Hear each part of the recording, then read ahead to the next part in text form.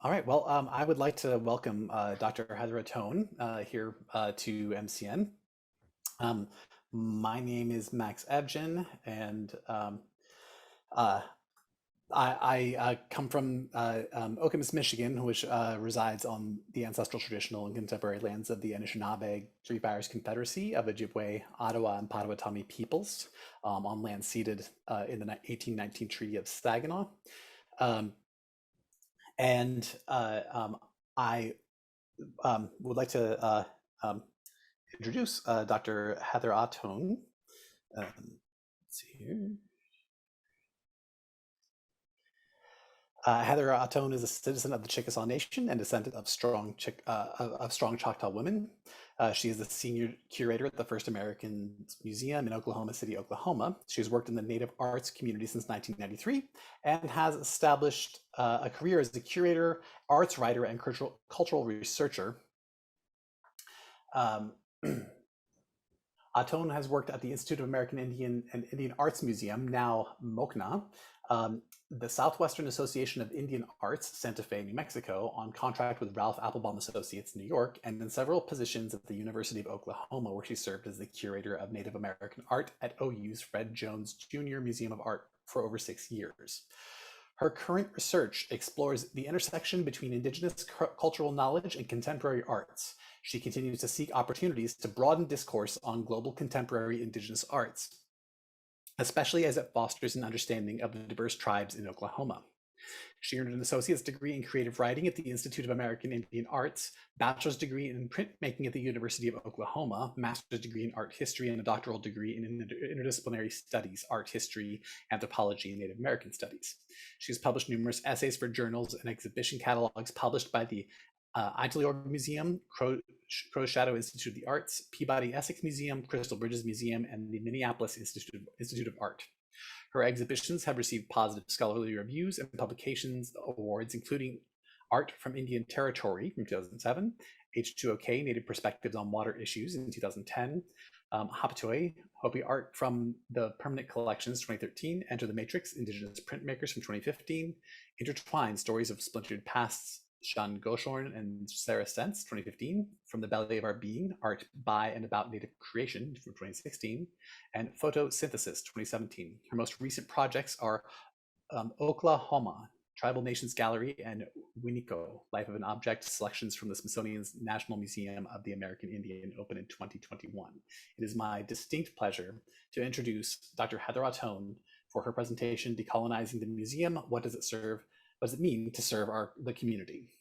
Thank you. Thank you to Max Upton. I'm very glad to be here. I also want to thank Jessica Warchall and Eric Longo for inviting me to join you today as a virtual guest of the MCN conference. I'm grateful for their generous and kind hospitality. Max has been a fantastic and patient host, as my schedule has been quite restrictive lately. I also want to extend my gratitude to Adrienne Lally Hills, my battle comrade in arms, who recommended me as a speaker. Adrienne is a special human being, a friend, and I'm honored to share the work with her. As you heard in the introduction, my name is Heather Ahtone. I'm a citizen of the Chickasaw Nation located in Oklahoma. I'm also Choctaw by descent from a long line of beautiful and strong women that you can see here. I mention these relationships because I believe that relationships are at the center of all the good that any of us can do. And my visit here today is an example of what can come from good relationships. I also want to mention that I'm visiting with you today from Oklahoma City, Oklahoma. This city was settled on the ancient territories of the Wichita and Caddo communities and located on the Oklahoma River, which has been used for centuries as a conduit for traffic and tribal exchange by our communities, continuing today to serve the same purpose as I-40 runs parallel to this river. I live in Norman, Oklahoma, which is just south of here, and my home, we are just north of the contemporary Chickasaw Nation reservation. It's on this land that my ancestors have established a robust and vital tribal presence. We have been here since the Indian removal forced us to migrate from our ancestral territory in Tennessee, Kentucky, Mississippi, and Alabama. We live here with 38 other tribal nations, and I enjoy living in Oklahoma and am honored to be here now serving our Indigenous community. I know for a fact that there is a rich body of language, philosophy, science, and a legacy of literature for which our communities continue to serve as stewards on behalf of all of humanity. This vessel made by Jerry Redcorn serves as an example of this type of knowledge. It shows in the way that the organization of the design is circular and crosshatched lines actually form both a hydrologic and meteorologic map of the world. It's my privilege to serve the community here, Indigenous and non-Indigenous, the local, national, and global communities. I believe I've been asked today to speak to how this privilege intersects with my work in museums, specifically as the head of the curatorial department at First Americans Museum. And while the MCN conferences focuses on the digital world of museums, this is a good moment to remind all of us that technology is only a tool, one that is ever changing, and that, like the technology of firing a pottery, was an innovation at one time. And all of the work we do is subject to shifts in how these tools can affect our lives and leave a legacy for the future. Since 2018, when I assumed the leadership position at FAM, it was my ambition, and remains my ambition, in fact, to explore how I can bring my cultural toolbox to play on behalf of my ancestors and the future generations who are to come. This question emerges out of our Indigenous cultural teachings, but I state it here because we are all cultural people. We are all given gifts by our ancestors, tools to find our way in our contemporary experience, to uphold the very philosophical and epistemological tenets with which we have been raised as cultural values, guiding us to be good human beings. One of the core teachings that is common within Indigenous communities is to think of the 7 generations. I have learned that this is not a universal value, but one that I believe is actually a significant strength of Indigenous thinking and teaching. You see, we do not have to feel alone in our work, alone in carrying the weight of our tasks. That's pretty common, I find, in museum work, to feel isolated in our offices, in our belief of how best to get the work accomplished, and what is the most important focus of our energies. What I've been taught culturally is that I'm a link to my mother, my grandmother, and so forth, all the way back to the very moment of creation. And likewise, I am a link to the future of my children, my grandchildren, and so forth, for as long as the Earth Mother can support us. This textile work by Marie Watt visualizes this responsibility as a relationship between generations, between belly buttons, between the past and the future. Our teachings give me great strength, courage even, to do the work that we have at hand, because I am not alone. And what I do matters beyond myself. It's really not even about me at that point. In fact, our work is critical to what we can set forward as a path to our future. And for you to understand my work, I'd like to share a little about First Americans Museum.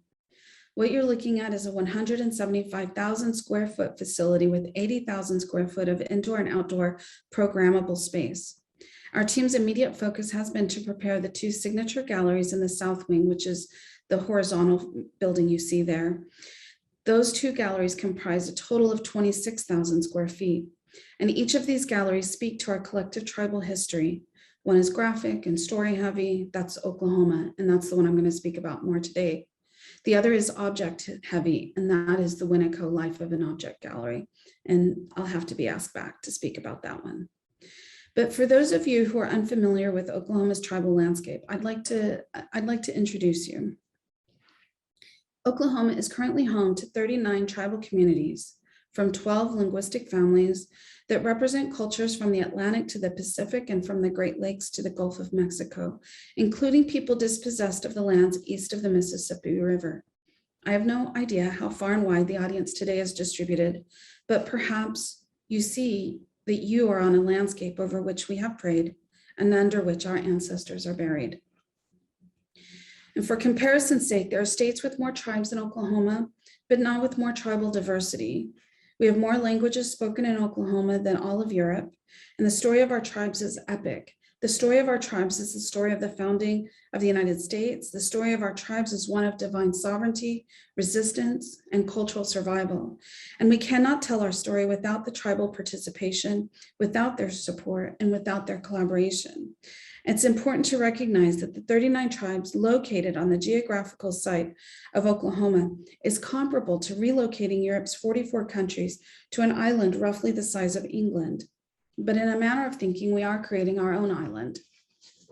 Our museum is located on a site that includes 300 acres located near downtown Oklahoma City at the intersection of I-40 and I-35, often referred to as the crossroads of America. This site is formed from a series of circles. You can see the circles dance through the architecture of the building and extend to the mound promontory. The architecture was the product of many listening sessions held with the local tribal community over several years of what the museum should represent and look like. It's my honor to say that now that we have opened, they have told us that we have done our work well, and we are grateful for the opportunity to build this for our community.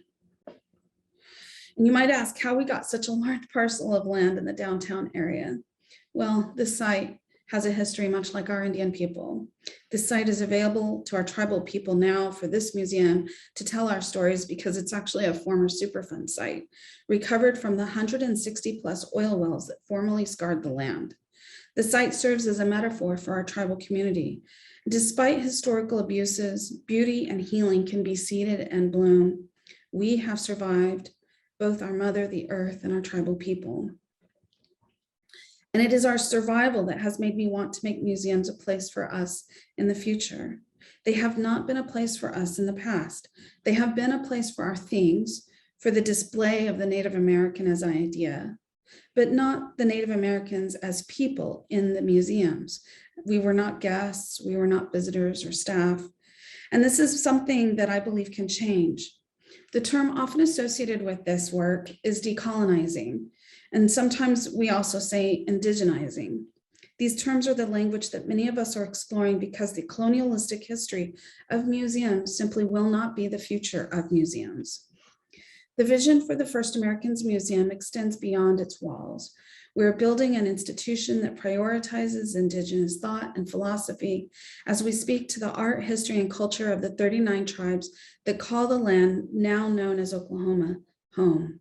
We have built a facility that houses 2 signature exhibitions and that also has additional luxury amenities, a place we believe will draw people from across the globe to share in the experience that we've prepared.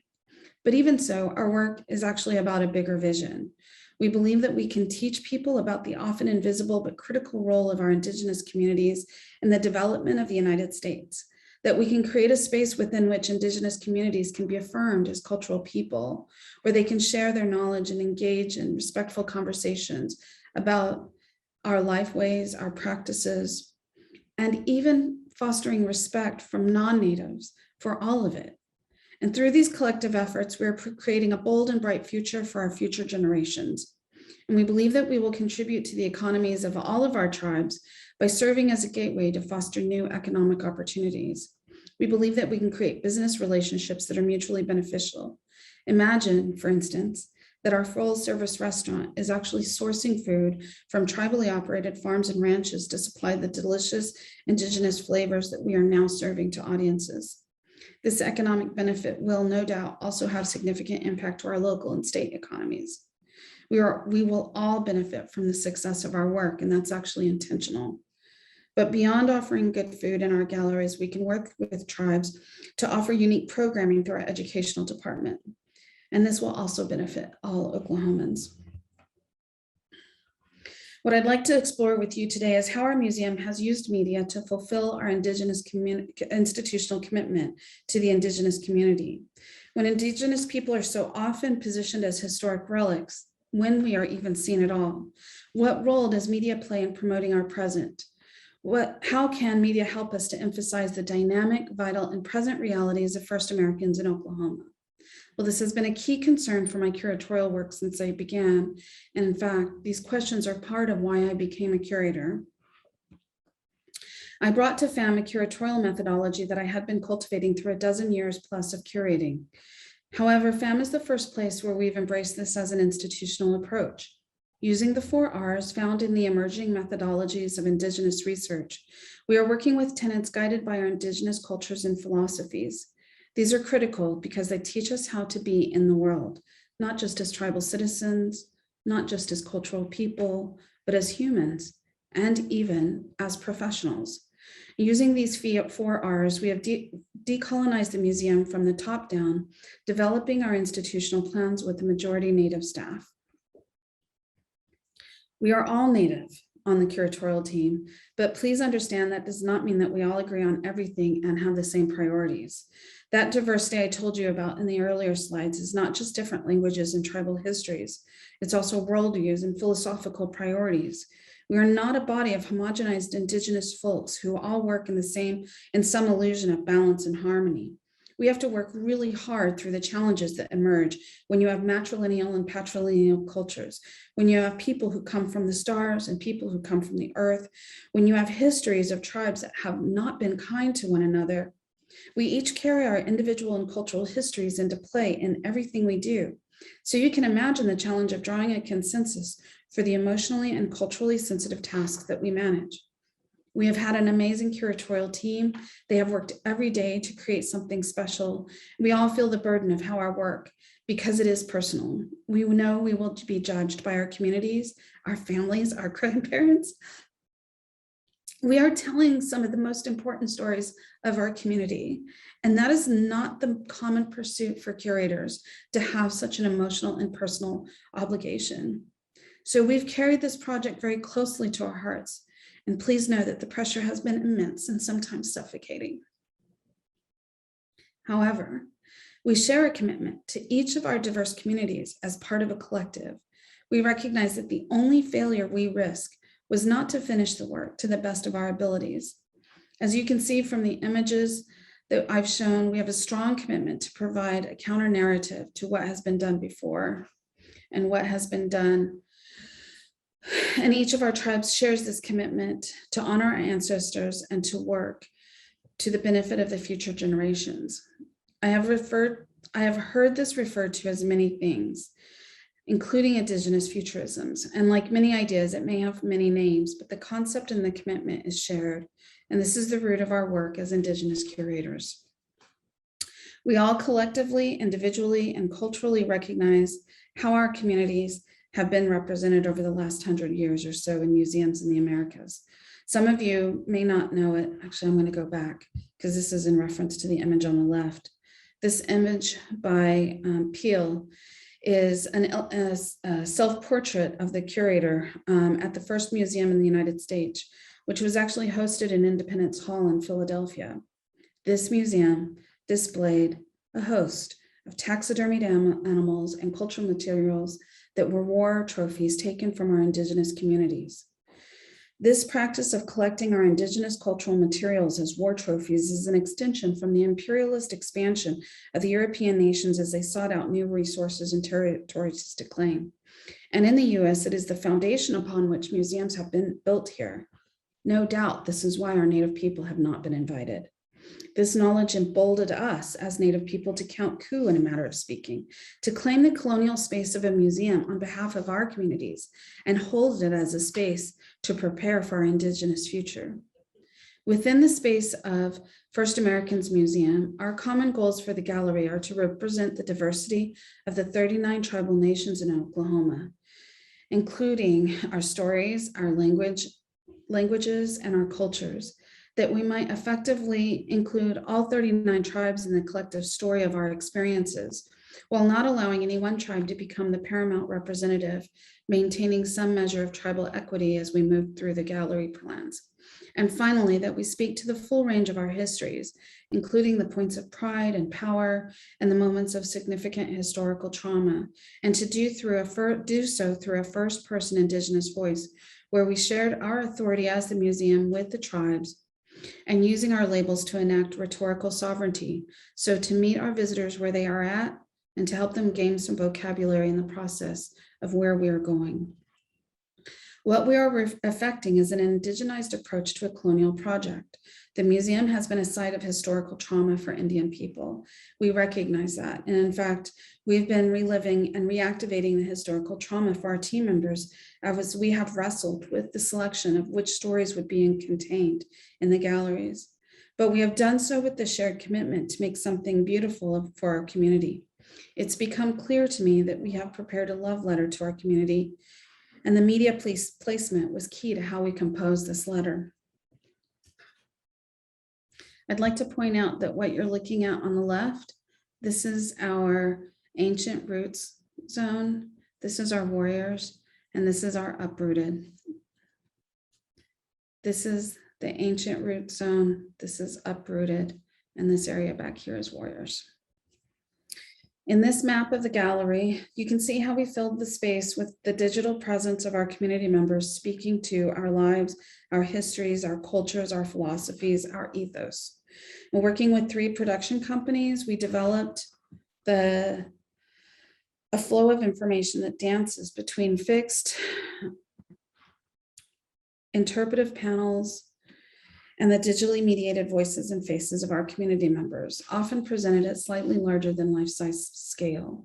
And what you can see in this map is that you actually cannot walk through this gallery, Oklahoma, without hearing the voice of an Indigenous person guiding you. I'd like to share some glimpses into how we used media effectively within the gallery and how we did so working with our 4 Rs to inform this effort. We have 4 types of media placed throughout the gallery. Each type has its own intention, and I've got some links here to share a glimpse into the content. The first that I want to talk about is our immersive video content, shown on this diagram with the yellow circles or partial circles, which is we employed the immersive video where we wanted the visitor to fully absorb the emotion of the content. We worked with our creative partners at Batwin and Robin in New York City to prepare this layer. In the Origins Theater, we collaborated with 4 tribes to speak to their Genesis stories. We have people who come from the stars, people who come from the earth, who come from the water, and a few that actually emerge out of chaos. Each tribal nation has their own story, and this makes it impossible for us to expect the visitor will sit still at the beginning of their visit for all 39. So we collaboratively worked with 4 selected tribes to cultivate a written version of the moment in their genesis when specifically humans emerge onto the Earth's surface. We worked with the tribes to identify the visual artists who could provide artwork that called out to the customary tribal aesthetic and to identify the talent for the writing, the narrator, and the music. We similarly used immersive experiences to address the most traumatic parts of our history, including removal, allotment, assimilation, and termination. And I have a link here that's going to give you just a very brief glimpse into it. There is some audio. It's kind of quiet at the beginning, so don't be worried. It's going to play.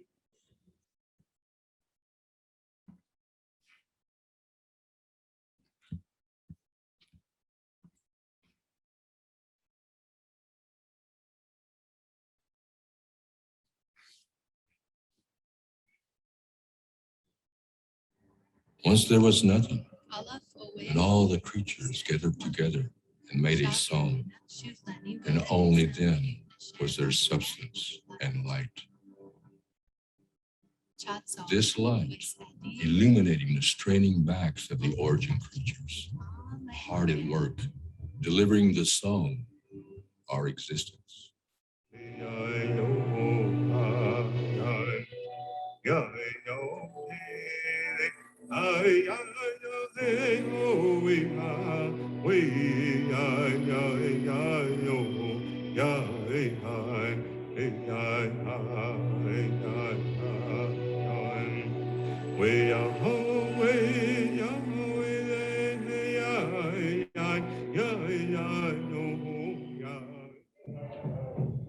They sent Tasha, the wolf, to help guide us, and gave our Kadi, our chiefs, the drum and song so our people would follow.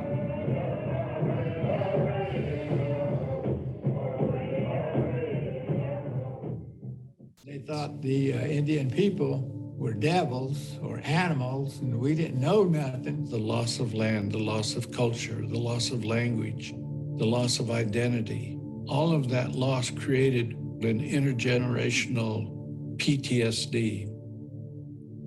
Baby, no, just baby. I was raised by my Creek grandmother. My grandmother, she told me that her grandmother was on the Trail of Tears. And she said that when they were marching us over, that when nighttime fell, that they would put the creeks in a tight circle and that they would start moving the howitzers to surround them, and that the soldiers were setting up camp, and that at a certain point in the evening, they began to play this one bugle tune. And Grandma said that the mothers would pick up the children, and when they heard that tune, they began to sing Baby Noches. Every tribe I've ever talked to said we don't have a word for goodbye. And so the Creeks, they say, Tihichakathis, we will see each other again. Chipisla Cho, I'll see you later. Hadam Chihichakathis. It means, again, we will see you.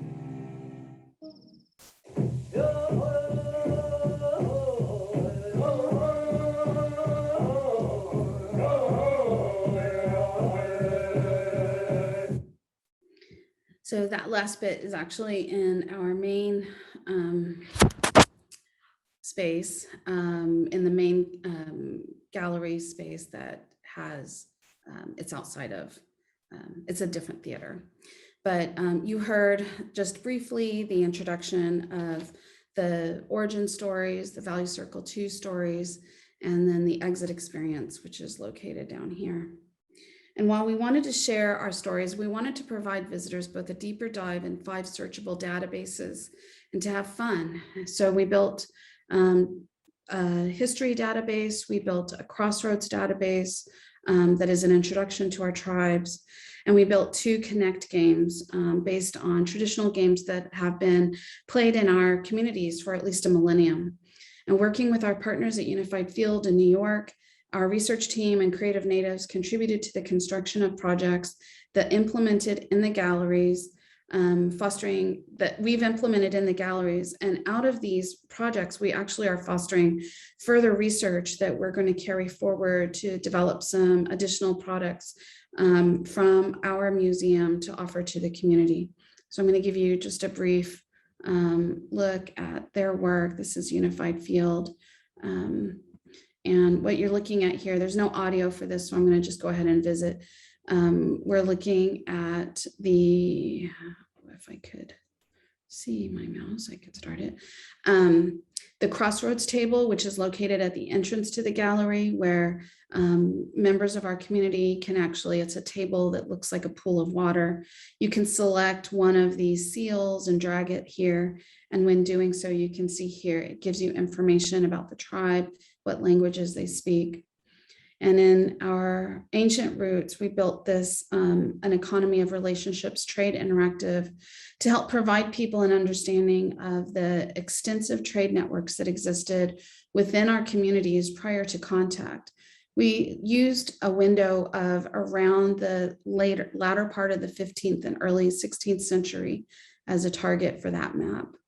And then here's the 2 game interactives. One is Chunky, which is a game that continues to be played. We actually had people playing this during our opening weekend on our festival plaza. And in this, we kind of wanted to really imagine that we could be playing this into the 22nd century.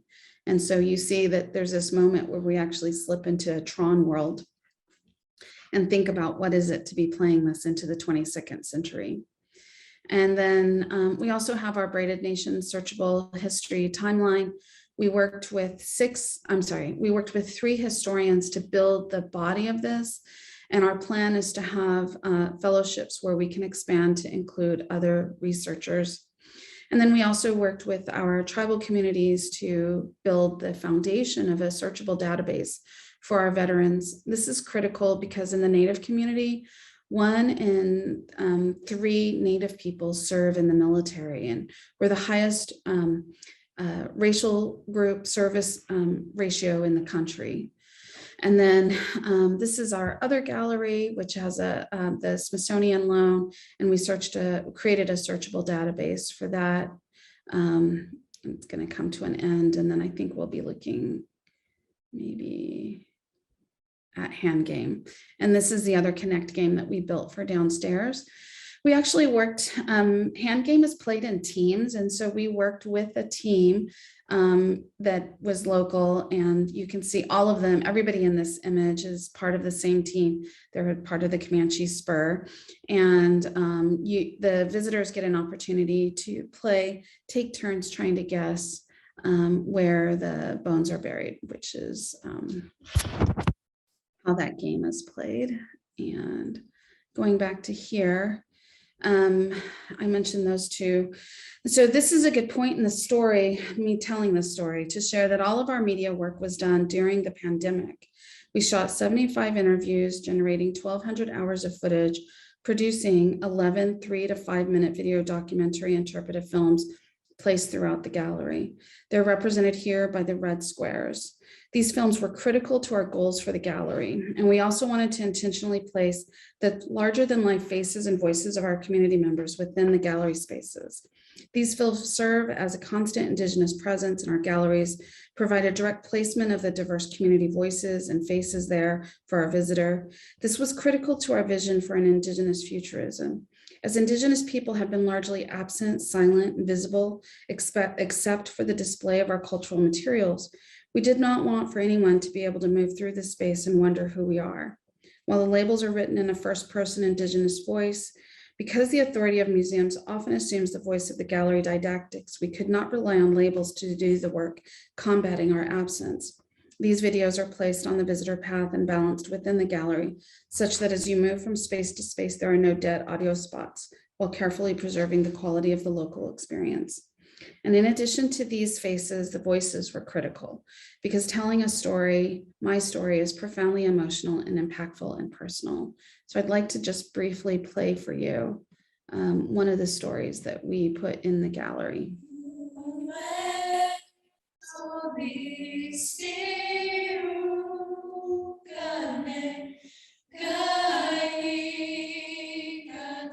Cherokee people were deeply tied to the land around them. And when I start thinking about what removal means, I think that now that I'm a mother, I have 3 children, thinking about trying to keep them safe, and not just for my own children, but for other children in the community. So during a time like the Trail of Tears, which really was an ethnic cleansing of the Southeast, how in the world do you keep your baby safe? As a curator, I'm well aware that visitors will rarely remember a date or a factual number or some brilliant piece of knowledge presented on a golden platter. What I do know that visitors remember what they feel. Sorry, I'm not sure why that started back up. Visitors will remember what they feel, and we could not have prepared this gallery without the digital presence of the tribal members from the 39 communities. My voice is not the voice that people want to hear. I'm placing my ego as a side, as I asked all of our curatorial team to do. We worked with a commitment to building an experience that can foster the future that we want for all of our communities, that we can reckon with the historic trauma that our ancestors survived, honor those who did not, and concretely lay a path for how we will move into the next century and beyond. This is the kind of thinking that informed our work. And as I mentioned, we've been working on this since 2018. So my final comment is to just share that in a reality, half of the time we've been working on the museum's exhibition, we were working during the pandemic. I mention this again because while our team carried the burden and responsibility to do this on behalf of our families and our communities, we had to work through the fear, the personal losses, and the imposition of a world that had literally ground to a halt. It's important for me to mention this because I've often heard from museums that they are afraid of what it will take to assume the responsibilities that they are called upon to do during this time of social unrest, political division, and racial tensions. And to that, I can only say that if you truly want the future to be better, that it can be done and it must be done. And I'd like to thank you today for the time to share our work. There's always more that can be said. And I just want to advise you to think about how tools can help us hold on to what is most important to us culturally as humans and what's critical to our future. I invite you to come visit us at First Americans Museum, which is now open. We welcome you to visit, and even if it means you have to travel to the center of our universe to do so, we look forward to seeing you here. Chok mashki.